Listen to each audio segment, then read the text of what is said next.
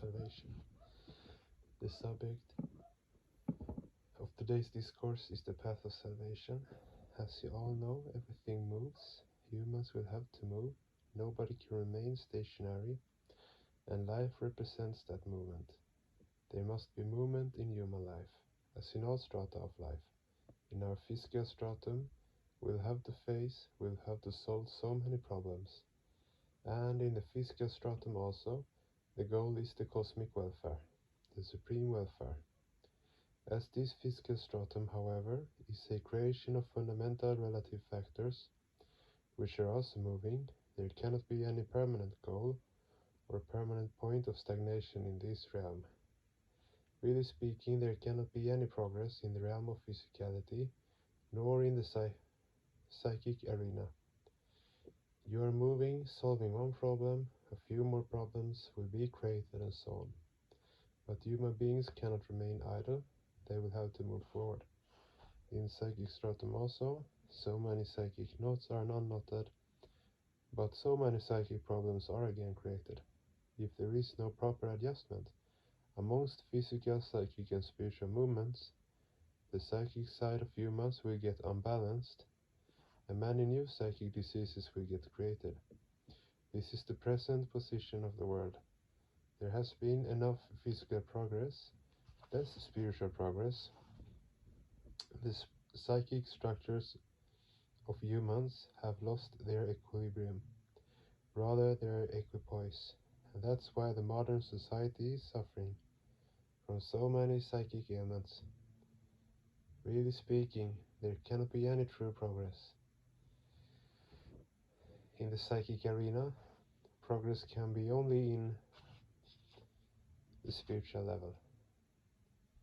Because the spiritual goal, the spiritual desideratum of the humans, is beyond the periphery of the fundamental factors, spatial, temporal and personal.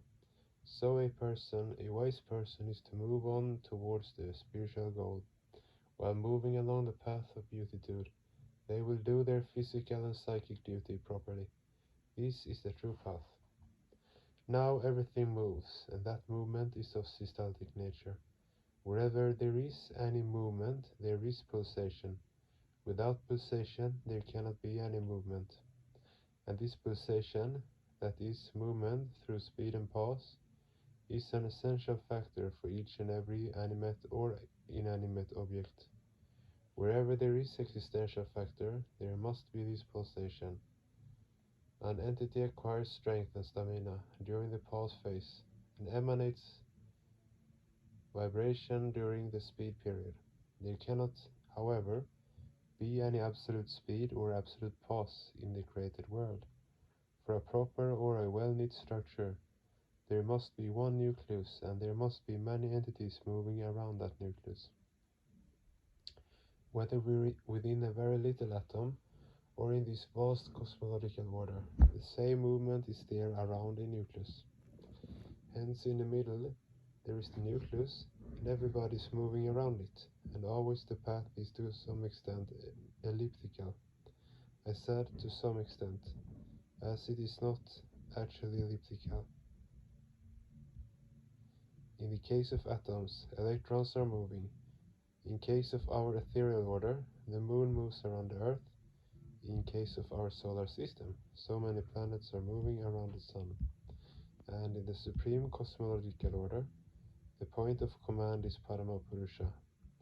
He is the nucleus and everybody is moving around him. Now the fundamental difference between this cosmological order, having Paramapurusha as the nucleus, and other orders is that in all other orders, the movement is physical and the nucleus is also physical. In the case of this cosmological order, however, the nucleus is spiritual, with all the potentialities of psychic and physical expression. And the moving entities are physical, having psychic and physical pabla. That is, when we move, we not only move physically, but we move along with our psychic structure and spiritual structure also. When asked by his disciples, Lord Buddha said that the proper style of movement should be according to a definite system, and in that definite system there should be 8 fundamental factors. Other thing I should say here. For movement around the nucleus, two forces are at work. One is centripetal and one is centrifugal. The centripetal forces, called Vidya Shakti, or center-seeking force, those moving with Vidya Shakti get inspiration to move towards the nucleus. The other is centrifugal, or drifting away from the center. This movement always increases the radius, and where Vidya is more strong, the radius is always reduced until finally the moving entity becomes one with the nucleus. This is salvation, becoming one with Paramapurusha, becoming one with the supreme faculty. Now how to decrease the radius, that is, how to strengthen the Vidya Shakti.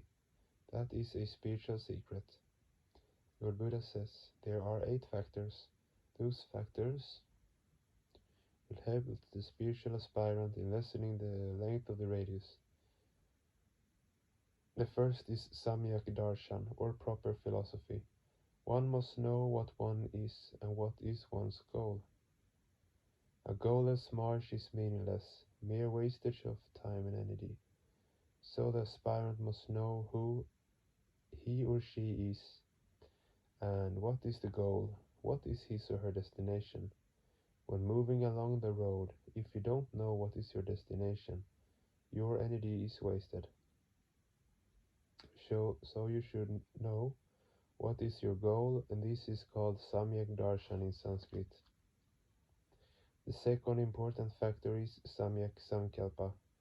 A person must have firm determination that I am to reach the goal, I must reach there. This second item is known as Samyak Sankalpa, proper determination. The third one is Samyak Vak. All your expressions, sensory or motor movements, must be of a definite order. They must be properly oriented. That is, your nerve fibers, your nerve cells must always be properly utilized. Then the fourth one is Samyak Ajiva, proper physical and psychic occupation. One may earn money by stealing, but it is not called a proper occupation. One may earn money by gambling, but it is also not a proper occupation. One's occupation should be pure. It must not go against the interest of the collective body. Human beings are social creatures. In the universe, in the world of living beings, there are 2 kinds of creatures. One is social, the other is non-social.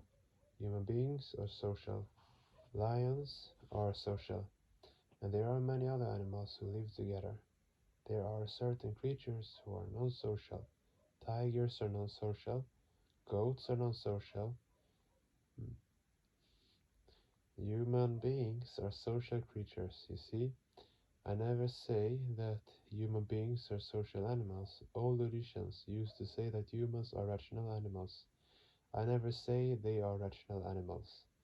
I say that human life is an ideological flow. Why should I say humans are rational animals? And should I say that animals are moving plants? I should not say this.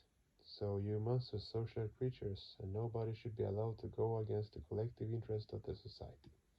It is the fundamental factor for neat and clean behavior.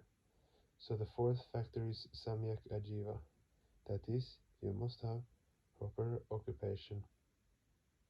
Your occupation must not go against the collective interest of the society, not only in the realm of physicality, but also in the psychic problem. That is, your thought waves should be properly directed. Otherwise, today's deteriorating thought may be translated into tomorrow's deteriorating action.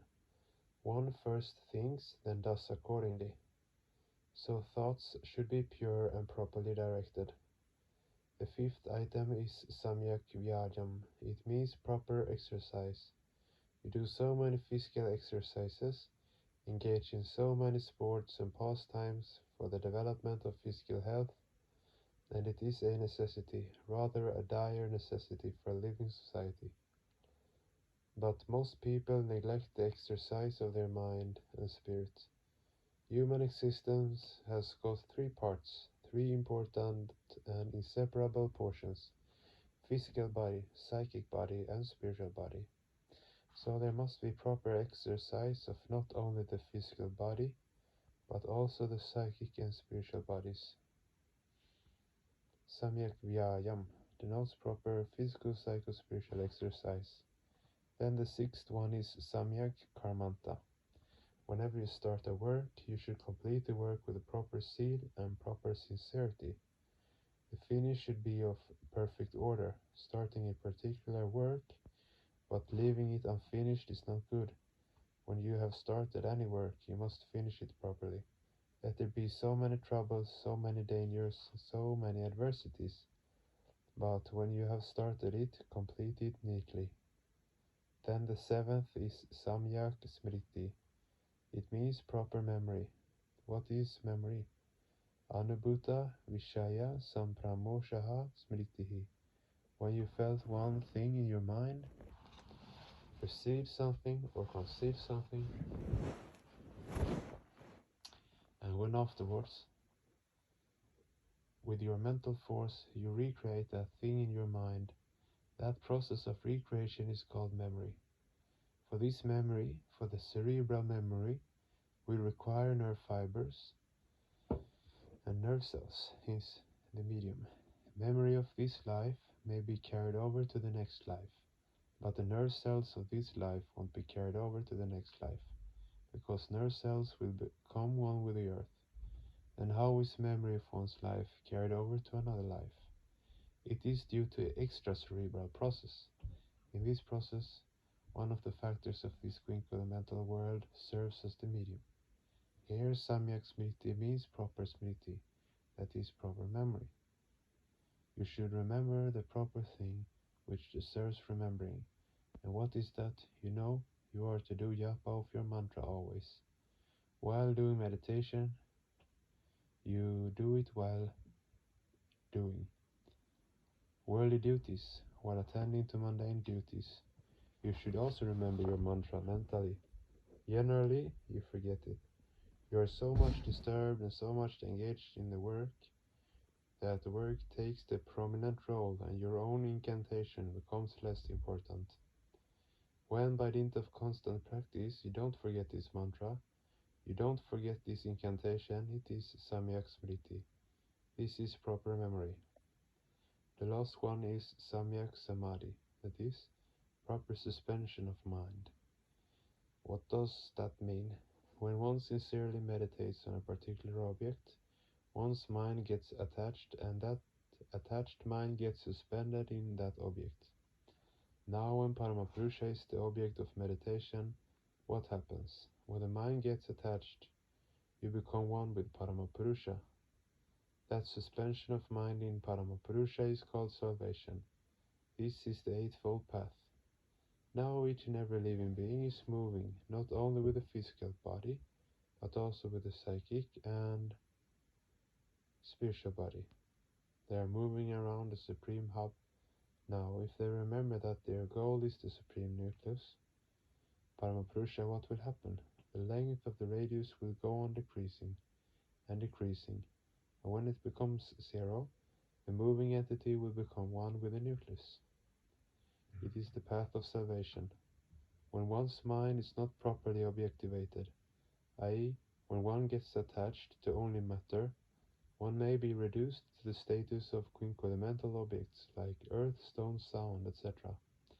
When mind is properly objectivated, the human entity becomes one with a goal, one with the supreme entity, and he or she will attain salvation. And when it is not properly objectivated, what happens? The radius goes on increasing and increasing, but it can never go beyond the periphery of the supreme entity. It is drifted away from the nucleus, but it remains within his cosmological structure. Now, it is not the path of salvation. But how then can one be with the Supreme? The final word is, by the grace of the Supreme. You may say, if I do not get His grace, how can I go towards Him? The reply is simple. His grace is for all, both for virtuous and non-virtuous. All are His children. Nobody is unimportant. Nobody, is insignificant.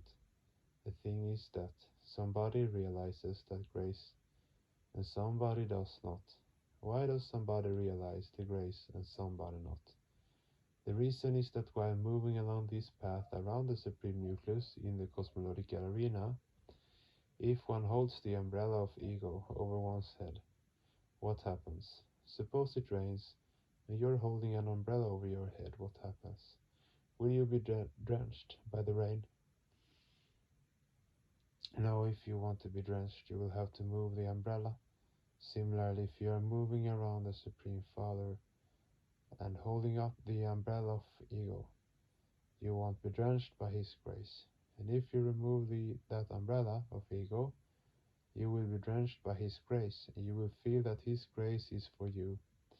So the spiritual aspirant must move along these eightfold factors, and also should remember to remove the umbrella of ego from his or her head, and be drenched by His grace. You spiritual aspirants, you should remember that Parama Purusha is always with you, and His grace is always with you, and you all are His loving children. You need not develop any fear complex regarding the Supreme Father. You should remember that He is the Supreme Father. He is always calling you, and you should always be ready to give a proper response. 25th of September 1979 DMC, Sharashas.